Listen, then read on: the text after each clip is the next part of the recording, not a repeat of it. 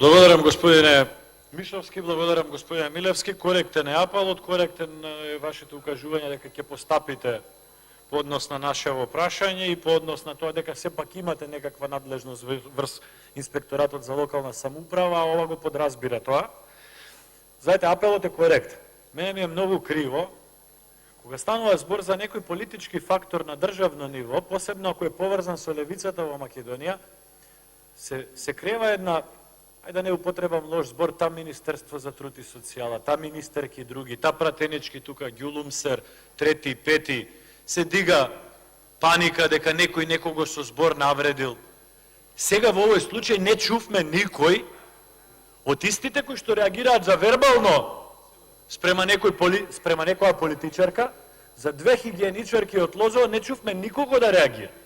И јас вас намерно ви го поставив прашањето, иако ги знам во одреден сегмент ограничувањата на Инспекторатот за локална самоуправа, заради тоа што малце повеќе вам ви верувам отколку пример на министерката за труд и социјална политика. И мислам дека таа повеќе би сакала да ги заштити градоначалниците од СДСМ како подпредседател на СДСМ. Вие сте од друга партија, имате, за разлика од министерката за труд и социјала, имате искуство и во локалната самоуправа, сте биле и на локално ниво политичар, ги знаете аспектите. Значи, што е лошо?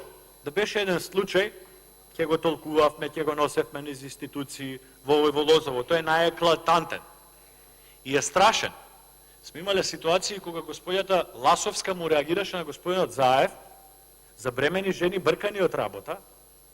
Вети господинот Заев дека ќе има реакција, не знам дали има реакција, господјата Ласовска вели дека нема реакција. Да не остане на тоа. Мора да застанеме на патот, имало и предходно, дали повеќе или помалку, сега и небитно, веќе бидам и само критичен. Но мора да застанеме на патот, кога градоначалници стануваат джамбази и ајдуци и собственици на градот, на општината и мислат дека може да колат и да бесат. Со овие 6 примери, најмалку што ви ги набрав, а има и други. Слушнавме вчера и за оној од Бутел си вработил сна за прв братучет и така натак. Да не бројам, да не ја ширам приказка.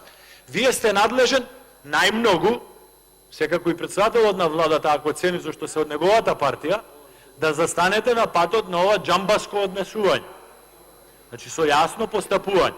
Би ве замолил, извештаите и записниците од инспекторатот не ги доставувајте само до мене, доставете ги официјално до собранието да ги добијат сите пратеници и ако можете, доставете ги и до медиумите, за да еве на крај расчистиме што е во секој случај поединечно. Не смееме да дозволиме мобинг врз недолжни жени, не смееме да дозволиме мобинг врз бремени жени, не смееме да дозволиме тепање од градоначалник врз граѓани, не смееме тоа однесување на градоначалникот од Делчево со истурање, таму му текнало, истурете, ја ви кажам. Ја завршам мислам.